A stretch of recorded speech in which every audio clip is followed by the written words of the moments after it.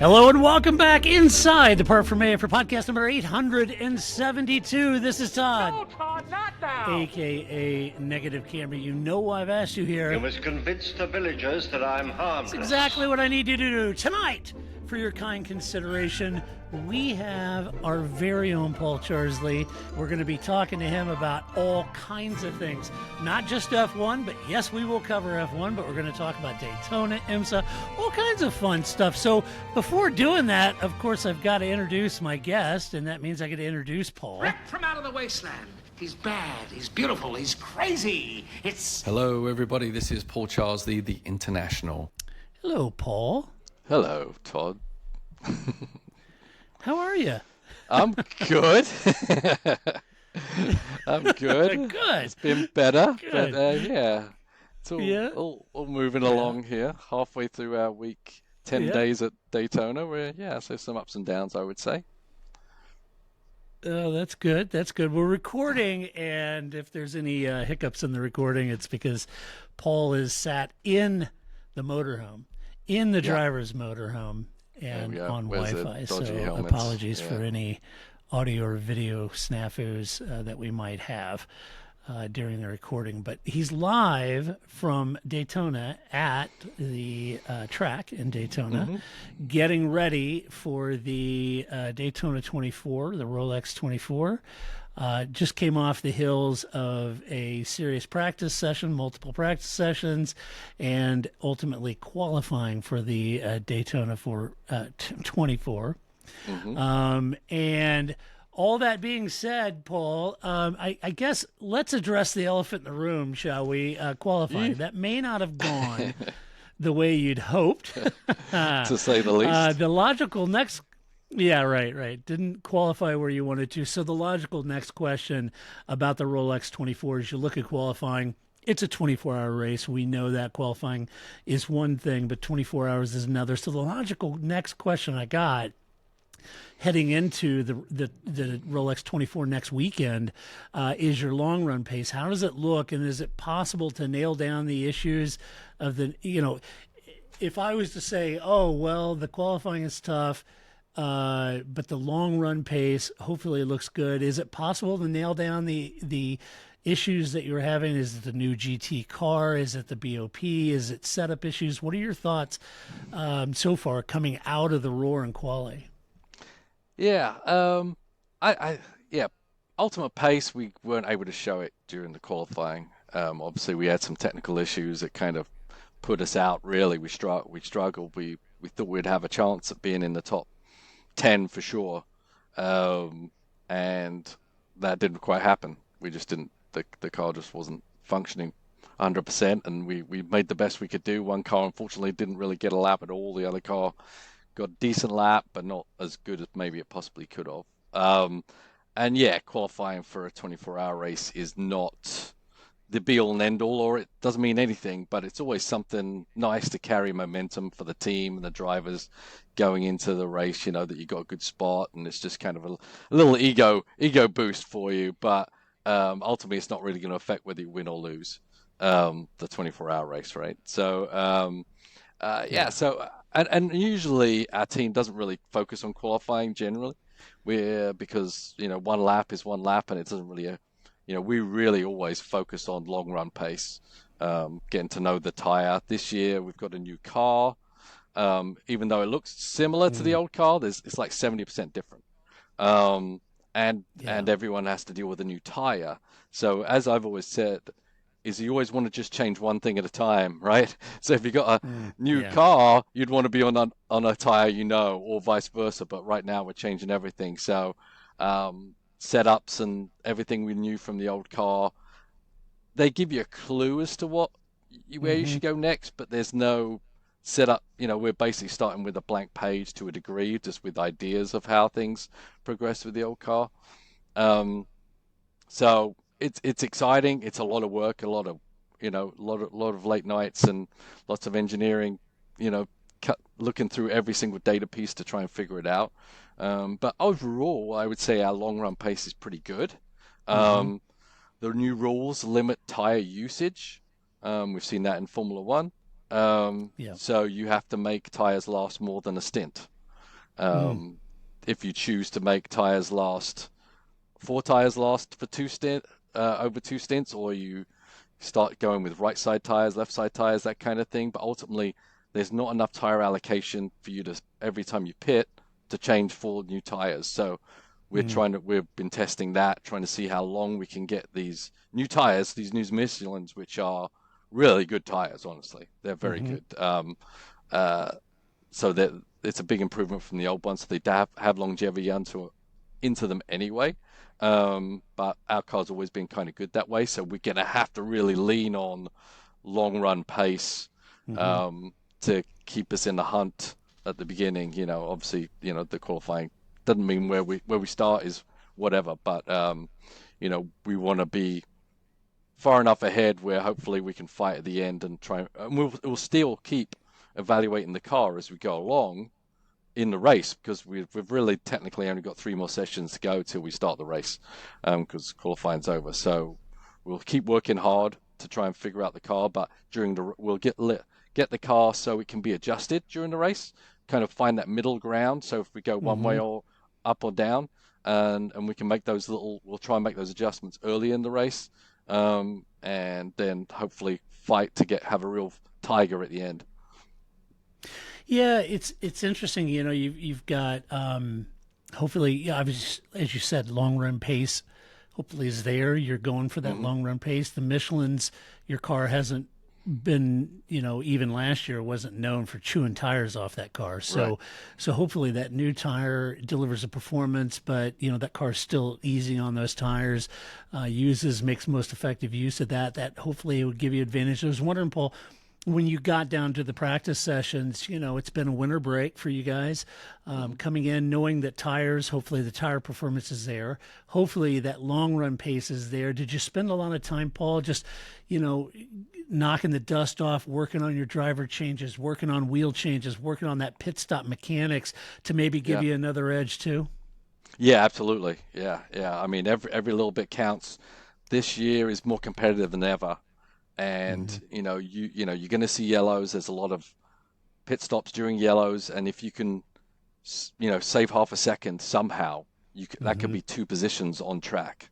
So every little bit counts. So really focused heavily on the fueling, making sure that's right, making sure the driver changes are correct, making sure that we've got new drivers here, so they're having to figure out how to get around each other. We've got some new pit crew here. So yeah, everyone's just trying to find their feet, but yeah, definitely focus on that. That can turn a race around big time, on a good side or a bad side, right?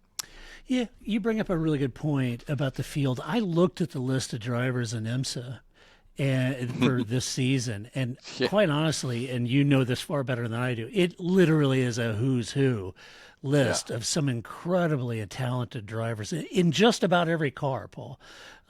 With that much talent at the wheel, it really must come down to the cars, the team, the strategy, and really luck at some point. How's the team approaching what may be one of the most competitive seasons you guys have had so far with just the sheer driver talent? Yeah, I mean, it is. Yeah, I mean, I know most drivers love racing in IMSA because of the tracks. I mean, everyone wants to race Le Mans, but over and above that, IMSA has some great tracks that all the drivers from all over the world want to be on. And with some added investment from different manufacturers, that's brought in a whole level of drivers too, right? In GT racing, even see it in the LMP2 and certainly in the prototypes as that builds on. So yeah, the level is intense. It makes it fun. It makes it exciting. I mean, I'm more excited about this season than ever. Not because I think, oh, we can just walk around with a championship, because it's going to be such a hard fight, and you can measure yourself against literally the best in the world right now. Yeah. Drivers, managers, cars, pit stop crew, everything is going to be measured right here. So it's what we all want when we're super competitive minded people, right? We want to pit ourselves against the best, and for sure there's no question that the best is here right now. So it's cool. You walk along, you see the Mustangs pull out. They got 3 cars here. They got my brother's Multimatic guys are running those cars. So that's a nice little something to think about during the race, how my brother's group is doing. But yeah, it's Charsley v. Charsley. Yes, exactly. But yeah, there's so many manufacturers, so many great drivers that have been brought into this series, some for the first time, just because of that investment. And yeah, there's it's like no other with the how many manufacturers are racing in the GT ranks. It's nuts. Yeah. But it's great, and we're really, Porsche are strong again now. So yeah, it's going to be a fight every week. So we're relishing it. But this is the big one, right? We won it last year, and Yeah. boy, a repeat would be great. Might not look too Yeah. great right now, but it doesn't mean we're giving up on it. That's for sure. Yeah, yeah, yeah. I was going to ask you. I had texted you. I said, "Hey, how's your brother's Mustangs look?" And you said they look really good. And Yeah, I was going to ask you who looks. I know qualifying is a one thing, but who yeah, in your mind looks pretty darn quick in that GTD Pro and GTD camp? Who looks pretty quick? The Porsches seemed quick to me, yeah. The but who do Porsches. you see? The Porsches, the Lexus, the Mustangs Yeah, didn't qualify well, but they've been quick all the time.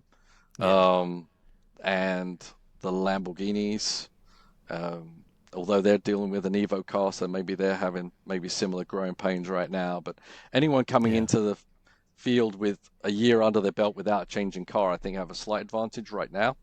yeah. And the Porsche definitely did that. They struggled last year, but they've figured it all out. Hmm. BMWs are strong.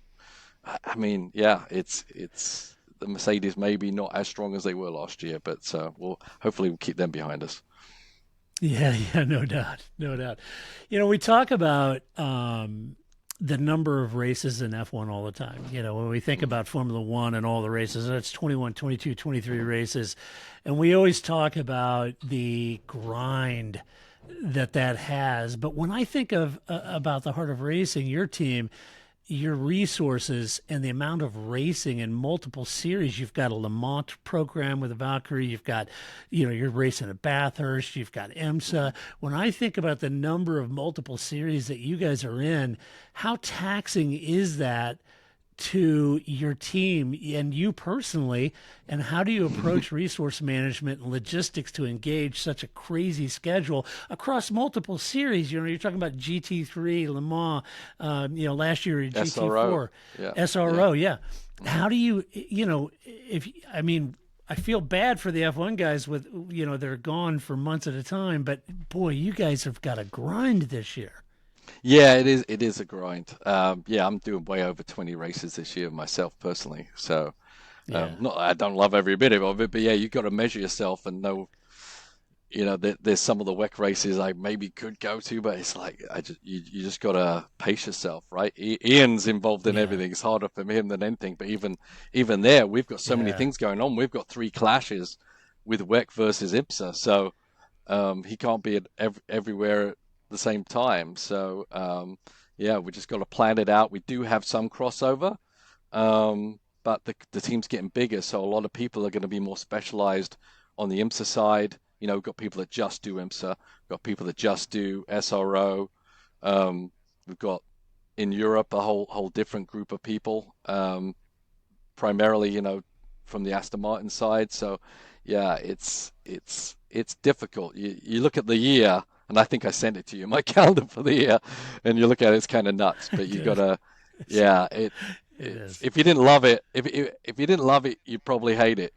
But I look Yeah, forward to yeah. every race weekend. But you do get tired sometimes. But then you come to the track and you hear an engine fire up, and you're just like, okay, here we go. Let's just do it and try and take each weekend. Don't think about the future.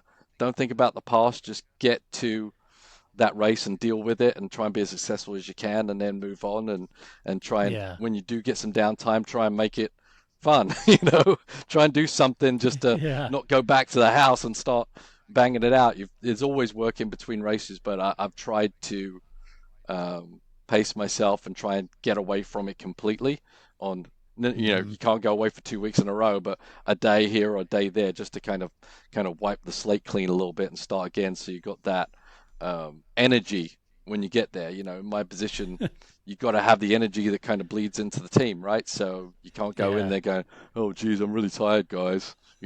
So, you, but as I said, it's I love what I do, so that helps lift you up every morning when the alarm clock goes off. Yeah. As you get home, it's like, oh, I do have children. Yes. I have two children. Yeah, they What take are a they second up look to? at me and say, "Who's this guy?" Yeah, Yeah, right, right. yeah. Oh my gosh. And the big rumor is, everybody wants to know, Paul, how was dinner with Brad Pitt? I heard that his movie and their filming crew were at Daytona this week. Yeah, they're here, and people know they're here, and they're actually just one garage down from us. So, Ah, yeah, we know when Brad arrives because all of a sudden there's just a crowd around the garage there, and they're doing a lot of filming. They're doing it primarily in the night. So as soon as we stop, their cars hit the track, and they infiltrate into some of the practice sessions somehow. ah. So yeah, it's a big thing. But yeah, people know Brad Pitt's here, that's for sure. But yeah, sometimes I get thought that people think I'm Brad, but then they quickly come Yeah, to reality that I'm actually. I thought all the gaggle of people that started going around there, I thought they were all coming to see Mario Farnbacher. Yeah, you're right. Yeah. So Fair enough. yeah, I mean, and then IMSA crowd. We talked about it. The Drive to Survive Yeah, has kind of helped IMSA and all other racings get more notoriety yeah, and crowd presence. But now with Brad, I don't even know what's going to happen next week. It's you can't barely move as it is, so who knows? yeah. That's funny. Yeah, Wow. Well, it should be interesting, obviously, for all of you guys listening. If you're newer to the podcast, just as a recap, obviously Paul is the sporting manager for the Heart of Racing Aston Martin team in IMSA. They'll be racing the Valkyrie at Le Mans. They're doing Bathurst, SRO.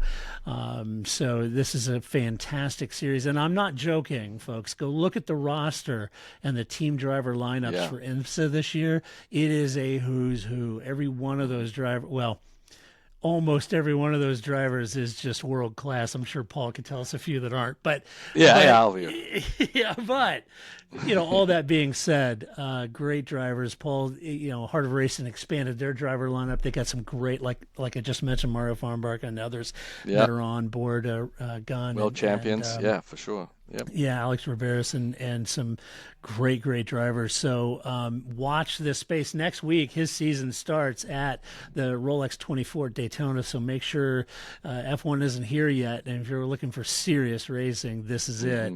Hmm. And then so you're going to do Rolex next weekend, and then do you go to is Sebring next after that, or is there something in No, for me between it's Rolex? Bathurst. So in two Bathurst, weeks, that's right. 2 weeks I go to Australia. Yeah, Yeah, that's right. yeah. That's right. Okay, I forgot. Yeah, I knew you were going to Bathurst. I just couldn't remember the timing. So, Yep.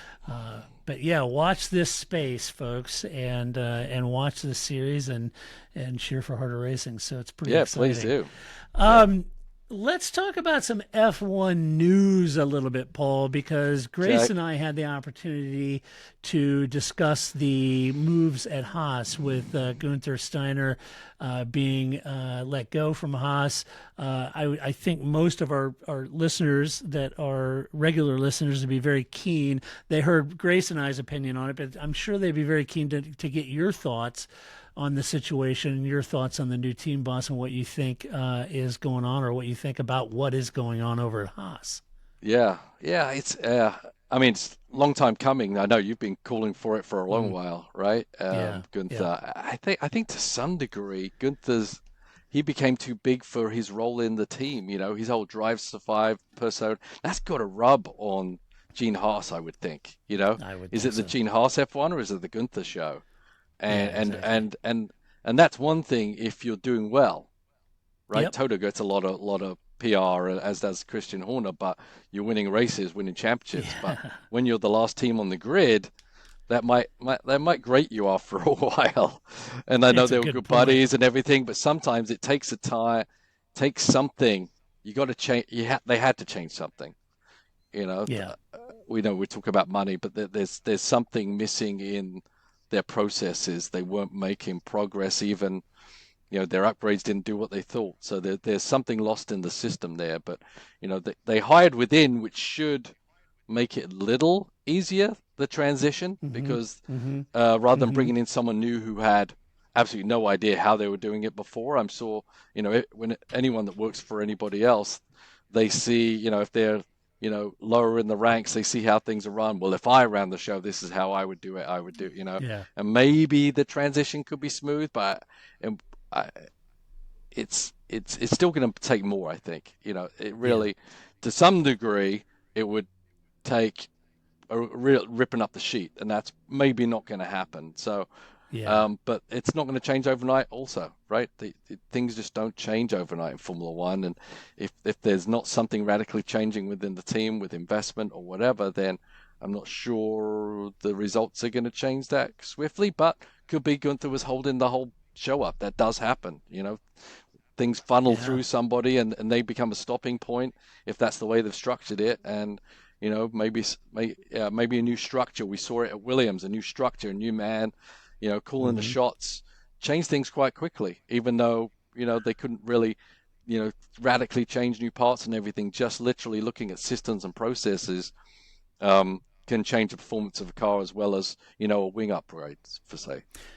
Yeah, it's that concept, Paul, and I think Williams is a pretty good example of this, of not being reactionary, but moving from a tactical Hmm. strategy to a long-term strategy. What's strategic versus tactical, and keeping the doors over and the lights on is tactical.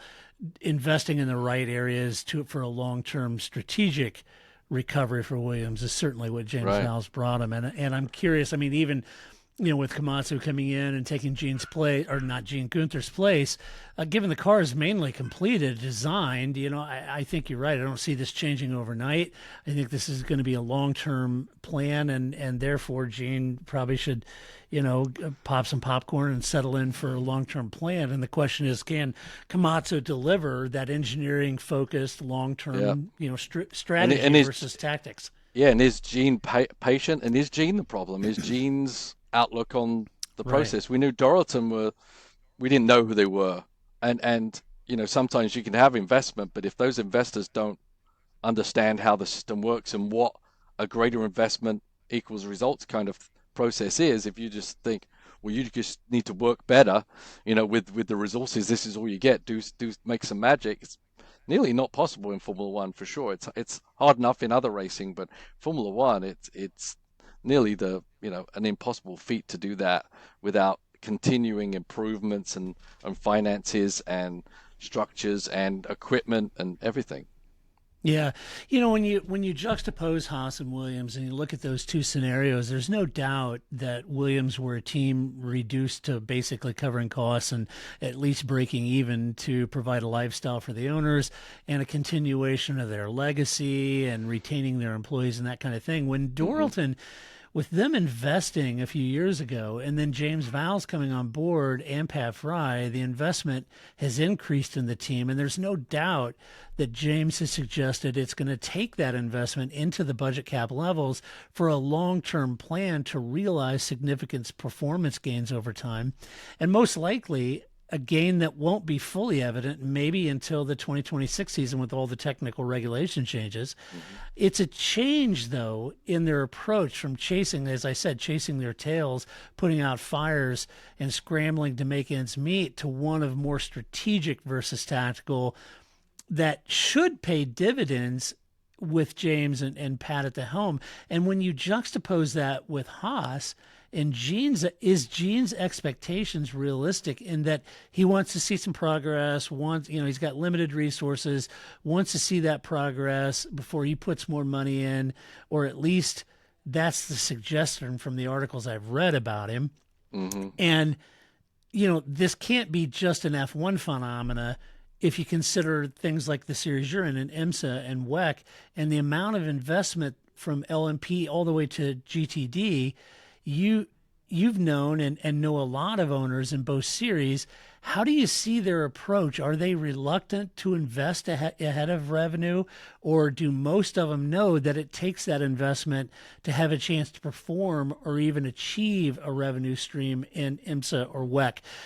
You know, I guess what I'm trying to figure out why Gene is, from what I've read in articles, seemingly doesn't want to invest until he sees some results. And I got to think in IMSA or WEC, those teams is I have to think that they kind of get the plot even in that series. Am I Yeah. am I off on that? Are there small teams trundling around just breaking even and they're fine with that?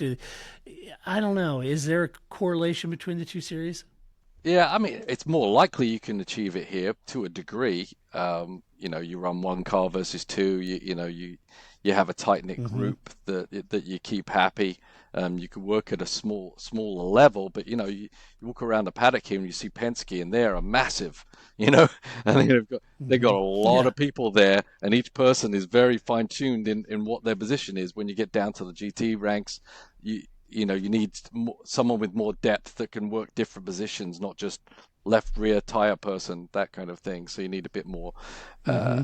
in that direction. But Gene, you, but the example is set. It takes investment and looking ahead and to actually see improvement. And we've seen it with Aston Martin, we've seen it with Williams. I mean, but you have to have the right guys on board to persuade the people with the money that Hmm. their money's going to be well spent, right? I Yeah. mean, James jumps in, Fry jumps in. It's like they're people with knowledge, and they have to sell the story that this is going to be beneficial. And you see with Aston Martin that they did put a lot of investment in, and it is coming up trumps in the end.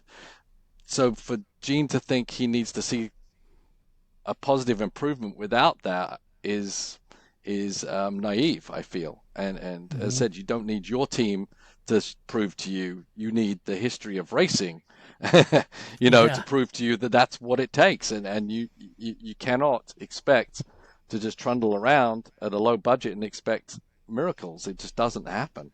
Yeah. We've seen some teams turn things around for sure, pretty miraculously. I'd say McLaren have done it, Aston Martin have done it, but those, and Williams, for instance. But you still need the support and something moving forward to even think that those teams are going to can change things around and move their performance further up the grid. And yeah, it's someone's got to persuade him differently, because I can't see. What do they say? Insanity is doing the same thing again and again, expecting a different result.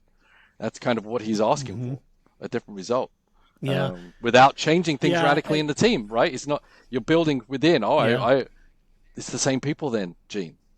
If you want to change, Yeah. you either change the people, or you change the budget, or you change the plan, but not changing anything is going to achieve the same result you've already got. Yeah, which is why I was advocating a change at Gunther's level for the last couple of years, because you got Right, to change right. something, Yeah, and yeah. Um, and it brings up a point that I was thinking about these teams, investments, those kind of things. And since we started the podcast talking about Aston Martin and Heart of Racing, let's stick with Aston Martin. Talked about Williams and Haas, but then I was thinking about Aston Martin's new home. I read an article over at Autosport. And when you consider Aston Martin's new investment, their new HQ, their new focus on racing, it's unlike Haas, or to be fair, it's unlike Williams too. I mean, Lawrence has put a lot of investment in this program. With that in mind, team boss Mike Crack says that moving into the new HQ is no excuse, and he told this to Autosport. Autosport had the story. And he said, quote, at the beginning of the year, we had these good results. I always had my finger up and said, we will have more difficult times. And they came, unfortunately, but much quicker than we wanted them. And he said this to Autosport. And then Autosport posited that he suggested that the large-scale infrastructure changes might have been a distraction, but said that that wasn't really a justification. And he continued to quote saying, I'm not the kind of guy that looks for excuses. We knew before that we would move. We knew before that we were expanding. We knew before that we were still growing. So if you know that before, you can plan all of these things and should not use it as an excuse. It's too easy. When we started the season, we were confident that we had made a good step forward, and we were surprised that others were struggling. But then the competition started to improve, and we did not manage this improvement. We also had our upgrades, but we never made such big steps with our upgrades as our competition did. This resulted in others in the others slipping behind. So the gap to the fastest car, which was the objective that we are using, has not changed that much over the season. But now there are 3 or 4 different teams in between, whereas in the beginning there was none. He said in closing, he said, so it's basically what has the competition done, and what have we not done, but having too much on our plate, that doesn't matter. And I got to thinking about that, and it's a noble comment. He was saying, look, yeah, we knew it's a new HQ and all that. It's no excuse. Bottom line is we got outdeveloped. And that's what happened. But I got to thinking about this in terms of when we're talking about Haas, we're talking about Williams. And Paul, while you don't work directly for Aston Martin, you've seen their investment in their F1 program, and you've also seen their investment in GT racing and their evolution in GT racing. And I wanted to ask you about having that HQ, those facilities, those tools, that machinery, that infrastructure. There's got to be a part of this which would be similar in IMSA for like a Penske operation versus a small one. Those kind of operations, that kind of serious investment has to lure the best and brightest engineers and other racing industry professionals across the board. With a cost cap, I wonder if even Aston Martin's GT program at their HQ is luring, the better engineers, better facilities, better amenities. It's something I wonder about when it comes to the entire package. In the tech business that I'm in, I can tell you there are a few companies I know that if they were not in Silicon Valley and the kind of facilities they would have a hard time luring any of the best software engineers, etc. And I wonder if that has a play in Aston Martin's view of their facilities and their investment commitment. When you compare what Lawrence is putting in, maybe he's financially in a different position to Gene, of course, but that kind of investment has to suggest that I'm going for the best. I'm going out for the best engineers, the best teams, and that has to play a part. And I wonder if that's sort of what James Vowles is saying. Williams and Dorilton have to invest. We've got to get the infrastructure. Last year he said we don't have the machinery we need. We need that machinery not only to perform better, but to lure better people, to lure better investment. How do you see that from an Aston Martin standpoint? Yeah, as you say, it was a noble statements, right? About, there's no excuses. Well, okay, yeah, you can plan everything, but there's going to be a little blip in there, obviously with the transition. But the thought process should be, hey, even if there's a blip, there's a much greener grass on the other side, and it's going to pay back dividends. So even if we slip back one pace, we're going to move forward 3 for the future, and it does help. It helps everything. With that kind of investment, now they're developing our hypercar that we're going to be racing, right? That's coming directly from the same headquarters as the Formula One team. It's all going to help bring the right people in, all the people in racing, mechanics, everyone wants to win, and they want to have the resources that allow them to do their job the best. Yeah, sure. Some people like to be the underdog, but no one also wants to, go to a gunfight with a knife, right? They're not able to stretch their wings. They're not allowed to be the best that they can be. So if you see that bright, shiny building with all the tools you can utilize to be a part of something that's ongoing, building up, then it's going to lure those kind of people. And then, maybe on the lower end, the Haas, if they're not upgrading things, they're going to get the people that maybe didn't quite make it at the higher end people, because you've got an infrastructure of people coming in with higher levels. Well, it's not always just adding people. Sometimes they've got to let those people go, and those people will trickle down, and end up at Haas because they've got nowhere else to go. So it can have a snowball effect and make you less competitive as you move on. So, it didn't seem that long ago that Aston announced that building, and now it's up and going, and everything's progressing. And yeah, it's paying dividends for the F1 team, but it also gives them resources for all their racing, and that is just going to actually keep building it out. They're going to have more and more reasons to expand, because they're going to become more successful. They're going to bring in more successful people, and that's going to bring more teams who want to race Aston Martins, etc. So it definitely has a building up effect there that has to be quantified. And Williams, once again, yeah, a lot of people stuck around. And even we saw the show with Braun, right? So a lot of Hmm. people let go. Some people hung on, not getting paid, etc. They're just so long. Someone can handle that, and Yeah. so yeah, it's yeah. I don't understand the Haas. He's been there long enough. He came in a bit naive, I think. Hmm. We were even saying, well, you go buy Marussia. You know, Yeah, exactly. why rip up the page and think you can start again? And now, whatever he Hmm. built is already aged, and he needs to either reinvest or get out. Really, I feel. You know, But this isn't in my show notes, so I'm going to throw you a curveball, Paul. In the last podcast, Grace and I talked about it, and I've been watching racing quite a while, and I just went back and checked my memory on this. I know DeLara, does well, obviously in IndyCar. They do the chassis and mhm, F2, F3, but they don't have a ripe history of success in Formula One, of winning championships, winning races. DeLara never has, no, right? right. Hmm. And I think even when Haas came out and they were doing the listed parts program, and Grace and I talked about this, but I'm curious what your thought. At some point, I kind of felt like if Gene's gonna have a success and try to go for race wins and those kind of things, he almost kind of has to do a Frank Williams. You may have got started in Right. Formula One buying a chassis, but at some point you're gonna have to make your own. Do you Yeah. feel like DeLara becomes a hindrance to Gene at some point? Yeah, I definitely think there's a ceiling there. I mean, Mm-hmm. if you've got a team like Mercedes, um, like Ferrari, that everything, all the resources going for the Formula car team, um, and then you've got DeLara who are building spec chassis all over the world for all kinds of different things.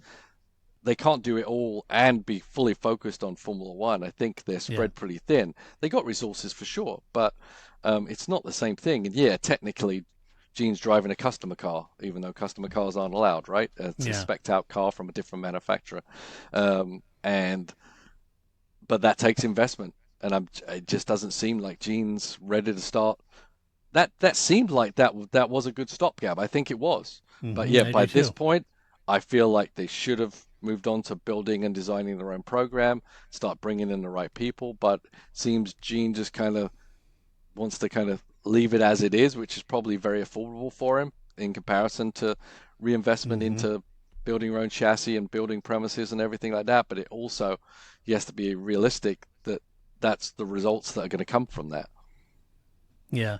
And there and meanwhile you have Toto Wolff, you know, hedging on the whole Michael Andretti thing, and even Gunther saying, well, but wait a minute, they really need to prove what they'd bring to Formula One and how they'd increase Formula One's revenue by their presence and blah, blah, Yeah. blah, which I argued at the time. Nobody asked Haas that when he joined Yeah. Formula One. Nobody demanded that. And I would say that at this point, I feel like Andretti would be bringing more investment than what Gene is And comfortable presence, doing they'd at be this better point. bring along than a couple of And teams on the grid are presence. doing right now. Yeah, absolutely. Hmm. Exactly. Yeah, that's my feeling. So anyway, let's see. Other news this week in Formula Mercedes, they did re-sign or extended Toto Wolff's contract another 3 years. They also announced that they signed James Allison to a long-term deal too. So now they've got. This is my knee-jerk. This is my gut reaction on this, folks. Great for Toto and James. James, smart guy. Hmm. So they've got Toto now, long term, James long term, and for 2 or 3 years, and Lewis Yeah. It feels a bit now like on a couple of Ferrari and years. Schumacher, doesn't it? The Jean Todt It show. It's does. like And they and and I was just going to say, Paul. So now they have Lewis, Toto, and James focus on getting Lewis a title. If I was George, at this point, I'd be seriously looking for another opportunity. I really yeah, would. I mean, yeah. Christian, is Checo giving you some heartburn over there? I got to be honest with you. I just feel like that's all wrapped up. Toto, Lewis, James are all wrapped up and focus on that eighth title. Yeah. It's a tough position for George. It is a tough. But where can he go that he's going to be? He needs to be a number No. one. He can't. He doesn't want to go from a number two to a number two position. I think he Mm-mm. feels probably he's got enough support in the team where if you go to Red Bull, it's definitely Max's team. Yeah. Maybe the car can win more races individually for him, but they're never gonna. Max is gonna be there for a long time, and they're gonna be sporting for a long time. He's just kind of in a place he can't get out of right now unless something Yeah. changes. I mean, I think ideally for him, Ferrari would be the best choice because there's questions both for Charles and with Carlos. I think that there's more potential that he could see going in there and putting his feet on the desk, as you like to say, and showing that he's the man that's going to take Ferrari somewhere else, right? I would say that's Yeah. his best opportunity. Whether they would give it to him or not, I don't know, but I don't see anyone wanting to go to Red Bull apart from someone that isn't in one of those top three teams right now and sees that as a gateway Yeah. to something else. Yeah. I agree with you. Mm. Very tough situation for him. Also in the news, I saw that Zach Brown brought up his concerns again Yeah, about Red Bull owning two teams, the A team and the B team, and he was saying, I'm paraphrasing here. I don't want to put words in Zach's mouth. I'm paraphrasing about what he said, but I thought it was kind of interesting. He was basically saying, look, he feels like a group that owns two teams in Formula One, like Red Bull and AlphaTauri, is a conflict of interests, and it threatens the integrity of the sport having one group owning two teams. And probably a big. I don't know Zach well enough to know his thoughts on Red Bull or Christian Horner, but I think his point is, and as you mentioned at the beginning before we started recording, it's not so much that he's worried about AlphaTauri as you said. He's more worried about what AlphaTauri can provide in R&D and right. research to Red Bull, right? Yeah, I mean the budget cap is important, right? So if you can Yeah, spread that, get a little bit extra from AlphaTauri to kind of support the Red Bull team, I think that's very powerful. But I mean, it used to be a time when basically the AlphaTauri or Toro Rosso was last year's Red Bull, literally the same car. yeah, And so I don't see it as anything new. So I guess I don't understand the outrage. Yes, they kind of tried to split them a little bit, and Haas has kind of allowed them to maybe come back a little closer just by keeping their standardized parts kind of process still on board. But if you're Red Bull, why would you do anything any different? Why wouldn't you do hmm exactly what they're doing? And hey, if Zach wants to start another team, to go do it, right? yeah, They created this process for themselves and they deserve the benefits of it, quite honestly. And yeah, it seemed a little weird when they kind of started separating a little bit. What's the point in that? Maybe it was to do with, you know, training people to not be, have this safety net of the Red Bull technical staff and trying to elevate people in their own individual rights and see who really shines. But in the big scheme of things, we've seen Toro Rosso go up and down. They maybe it's like, well, why don't we just bring them a little closer? And they can maybe sometimes be a little bit of a benefit on the track, but definitely a resources split down there is really going to help the Red Bull team be even stronger. yeah, yeah, yeah. It's interesting. Um, and we've often said, it's really those customer teams of the engine power units. So you get Hmm. Mercedes, who has McLaren, who has Williams, right? You Yep. had Ferrari, which had Alfa Romeo, Sauber, and Haas, and Red Bull. Now they're rolling their own over there with Red Bull and Alpha Tower or whatever their new name will be. So, Hmm. there certainly is some connections by via customer. And Gene talks about how much help Ferrari has been to them in their operation and everything. So I don't know if Zach is working in a vacuum and Mercedes dumps off an engine and the communication stops, but yeah, certainly feels threatened by the fact that Red Bull has two teams and two cost caps to work within. Yeah, and And maybe, yeah, and then because McLaren have become competitors and are rightful competitors against Mercedes, they're probably not receiving, as much information as they'd like, but that doesn't work the same way with Toro Rosso, right? Or whatever they're going to be called. Yeah. Right. Well, good points. Let's see. Before we back out of the podcast, I did have some no shit headlines that I thought were kind of funny that I did want to share with the listeners here. I got my first one I thought was funny was Lewis Hamilton slammed by F1 veteran amid claim Max Verstappen saved the sport. I thought he's destroying the sport. Yeah, that's what I thought. I thought he's ruined everything.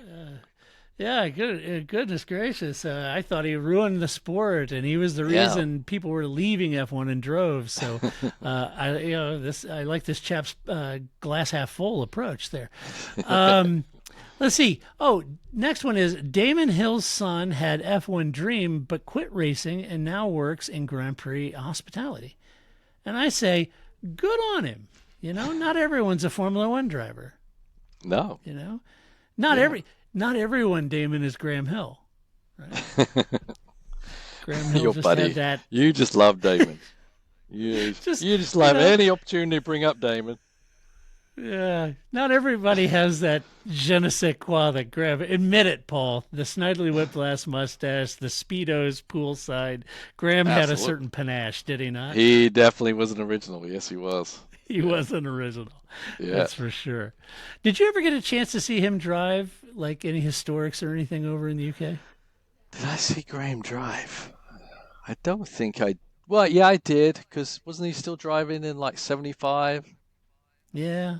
Yeah, but by that, it was the very much the tail end, right? So it was like, why is this old guy driving out there when he had this Embassy Hill team and everything like that? But so just a little bit, but not at his height peak for sure. No, right. Yeah. Did you ever get a chance to see Sterling Moss drive at any exhibitions? Yeah. He drove like saloon cars and things like that a little bit. Yeah, so definitely saw old Sterling. He was always out and about. He was quite a presence there, Yeah. I was curious. All three of us share a birthday, September 17th, and that's why I asked if you get to see him, because you clearly have had the benefit of seeing me drive. So I was wondering if benefit. So I still wonder what the hell I was doing volunteering for that job, but you were taking your life in your own hands there. I was. Let's see, one more that are those. A Drive to Survive an F1 legend says the headline. Gunther Steiner set to give bombshell interview after shock Haas sacking. I thought, boy, Gunther, he's not going to wait too long. He's got to figure out a way to get back in front of those cameras. And I don't know man, he's just going to push that presence. Yeah. I mean, the funny thing is, he's always like, oh, I don't care. I didn't even watch the show. And now it's like, it's going to be his be all and everything. Quite honestly, it's going to. It is. He's got to figure it out. He'll be leading. He'll be doing game shows. Who knows? Yeah.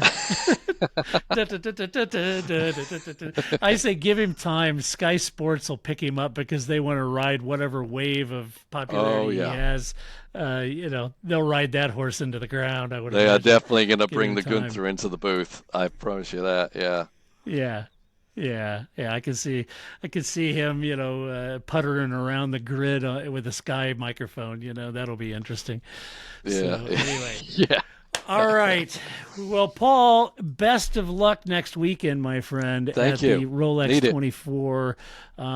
Be hard to repeat last year's performance, but a big win last year. Did Ian ever let you wear his Rolex? I was just curious. No, never. Oh, barely even let me look at it. Man. Yeah, I know. Sad. I should. Maybe I'll get one of the other drivers to let me try it on. Friends forever. I know. Yeah. Well, I've lost, mind you, but my watch.